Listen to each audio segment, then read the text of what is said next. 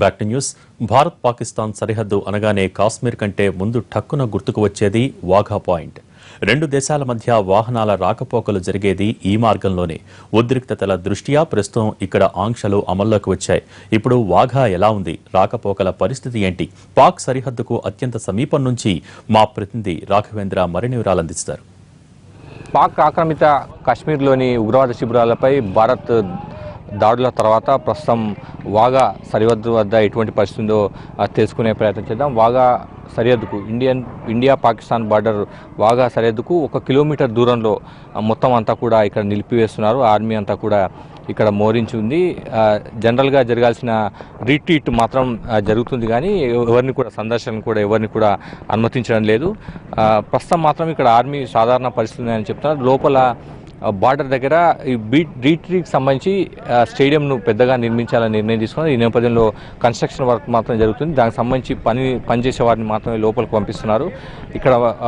ఇక్కడే సీజ్ చేశారు. ఇక్కడ చుట్టుపక్కల ఉన్న గ్రామాలను కూడా ఖాళీ చేయించారు. చూడవచ్చు, ఇక్కడ ఉన్న మామూలుగా రెగ్యులర్గా అయితే హోటల్స్ కానీ ఇవన్నీ కూడా యాక్టివిటీ ఉండేది.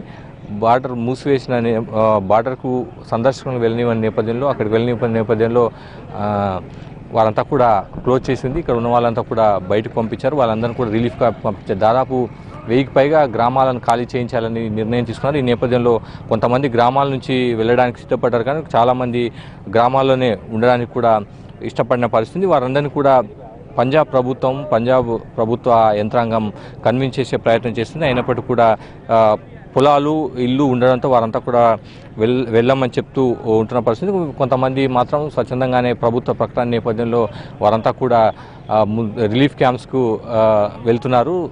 రిలీఫ్ క్యాంప్స్లో అవసరమైన ఏర్పాట్లు కూడా చేస్తున్నారు. అయితే నార్మల్ సిచ్యువేషన్ ఉంది. ఇప్పుడు ఎటువంటి ఉద్రిక్త పరిస్థితులు ఏమనేది కూడా ఇక్కడ ఉంటున్న ఆర్మీ కానీ బీఎస్ఎఫ్ సంబంధించిన అధికారులు మాత్రం స్పష్టం చేస్తున్నారు.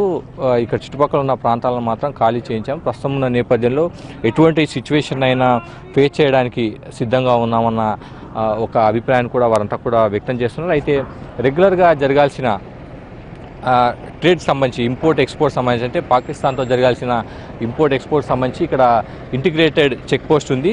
ఇవాళ మాత్రం సండే ఎటువంటి యాక్టివిటీ ఉండదని చెప్తున్నారు. లేదంటే రెగ్యులర్గా జరిగే సంబంధించి భారత్తో పాటు పాక్ సంబంధించి ఇరు దేశాల మధ్య ఇంపోర్ట్ ఎక్స్పోర్ట్ సంబంధించి ఈ చెక్ పోస్ట్ ద్వారానే వెహికల్స్ మూవ్మెంట్ ఉంటుందని కూడా అధికారులు సండే కాబట్టి ఎటువంటి ఈరోజు వెహికల్స్ మూవ్మెంట్ అని చెప్తున్నారు. రెగ్యులర్గా మాత్రం ఇంపోర్ట్ ఎక్స్పోర్ట్ సంబంధించి కార్యకలాపాలు కానీ వెహికల్స్ మూవ్మెంట్ కానీ అవన్నీ కూడా జరుగుతున్నాయి.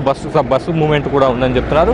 అయితే సాధారణ పౌరులు సాధారణ ప్రజానికాన్ని మాత్రం ఇక్కడ ఎవరిని కూడా వెళ్ళనివ్వట్లేదు. కేవలం ఆర్మీ వాళ్ళు మాత్రం బీఎస్ఎఫ్ వాళ్ళు మాత్రం లోపలికి వెళ్తున్నారు. లోపల స్టేడియం కన్స్ట్రక్షన్ నేపథ్యంలో వారిని మాత్రమే లోపలికి వదులుతున్నారు. వేరేవారిని కూడా అనుమతించడం లేదు.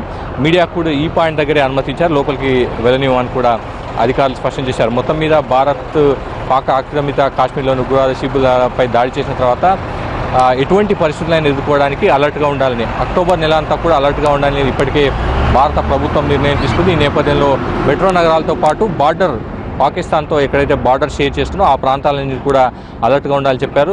గ్రామాలు బార్డర్కు నియర్ బై ఉన్న గ్రామాలన్నింటినీ కూడా ఖాళీ చేశారు. చూడవచ్చు, ఎక్కడికక్కడ కూడా ఇక్కడ గతంలో కంటే భద్రతా సిబ్బందిని పెంచారని కూడా ఇక్కడ ఉన్న భద్రతా సిబ్బంది వర్గాలు చెప్తున్నాయి. గతంతో పోలిస్తే దాదాపు 200-300% సెక్యూరిటీ సిబ్బందిని పెంచారని కూడా వారంతా కూడా చెప్తున్నారు. పూర్తి స్థాయిలో ఇక్కడ నిఘా ఉంది. ఎవరు వస్తున్నారు, ఎవరు వెళ్తున్నారు అన్న సంబంధించి పూర్తి స్థాయిలో సమాచారం తీసుకుంటున్నారు. వెహికల్ మూవ్మెంట్ కూడా ఉంటుంది. బార్డర్కు వెళ్తున్నారు, వస్తున్నారు. ఆర్మీ సిబ్బంది ఎప్పటికప్పుడు సిచ్యువేషన్ అంతా కూడా మానిటర్ చేస్తున్నారు. ప్రస్తుతం అయితే సాధారణ పరిస్థితులు ఉన్నాయని చెప్తున్నారు. రేపటి నుంచి రీట్రీట్కు సందర్శకులను అనుమతించే అవకాశం ఉందన్న సమాచారం కూడా అవుతుంది. అయితే దీనికి సంబంధించి ఇంకా పూర్తి స్థాయిలో నిర్ణయం తీసుకోలేదు. ప్రస్తుతం మాత్రం వాఘా బార్డర్కు సరిగ్గా 1 కిలోమీటర్ దూరంలో ఎన్టీవీ బృందం ఉంది. ప్రస్తుతం మాత్రం నార్మల్ సిచ్యువేషన్ మాత్రం వాళ్ళు చెప్తున్నారు. కెమెరా ముందు కూడా రావడానికి వారు సిద్ధంగా లేదు. అయితే వారు చెప్పేది మాత్రం స్పష్టంగా ఉంది. ఎటువంటి సిచ్యువేషన్ అయినా ఎదుర్కోవడానికి ఇక్కడ మొత్తం ఆర్మీ కానీ బీఎస్ఎఫ్ కానీ సిద్ధంగా ఉందన్న అభిప్రాయాన్ని వారంతా కూడా వ్యక్తం చేస్తున్నారు. ఇక్కడ మాత్రం సమీప గ్రామాల వాళ్ళకి బయటికి పంపించారు. కొంతమంది మాత్రం ఇంకా గ్రామాల్లో ఉన్నారు. వారిని కూడా కన్విన్స్ చేసేందుకు కూడా ప్రయత్నాలు జరుగుతున్నాయి. మొత్తం మీద ఉద్రిక్త పరిస్థితుల నేపథ్యంలో కొంత అలర్ట్గా ఉండాల్సిన పరిస్థితి కాబట్టి సిబ్బంది అంతా కూడా భద్రతా సిబ్బంది అంతా కూడా అప్రమత్తంగా ఉన్నారు. ఎవరికి వారు కూడా మొత్తం విజిలెంట్గా ఉండి ఏం జరుగుతుంది, ఎవరు వస్తున్నారు, విజిటర్స్ సంబంధించిన సమాచారం తీసుకున్నారు. ఎన్టీవీ టీం ఇక్కడ వచ్చిన వెంటనే ఇక్కడ ఉన్న భద్రతా సిబ్బంది మన దగ్గర నుంచి కూడా సమాచారం తీసుకున్నారు. ఇక్కడ నుంచి ఖాళీ అయిన గ్రామాలకు ఎన్టీవీ బృందం వెళ్ళబోతుంది. అక్కడ ఏమంటున్నారు, గ్రామస్తులు ఏమంటున్నారు, ఎటువంటి పరిస్థితులు, రిలీఫ్ క్యాంప్స్లో ఎటువంటి పరిస్థితి, మళ్ళీ వాఘా బార్డర్ సంబంధించి అభిప్రాయాలు ఇక్కడ చుట్టుపక్కల గ్రామాల్లో ఉన్న వాళ్ళ అభిప్రాయాలు కూడా తీసుకుని పోతుంది. కెమెరామెన్ సుభాష్తో కలిసి రాఘవేంద్ర, వాఘా సరిహద్దు నుంచి. విజయవాడలో మిస్ అమరావతి కాంటెస్ట్ హుషారుగా సాగింది. ఫైనల్కు ఎంపికైన 20 మంది అమ్మాయిలు ర్యాంపుపై హొయలుపోయారు. ఈ పోటీలో విజయవాడకు చెందిన ప్రవల్లిక విజేతగా నిలవగా, గుంటూరుకు చెందిన కుసుమకుమారి, ప్రత్యూష 2, 3 స్థానాల్లో నిలిచారు.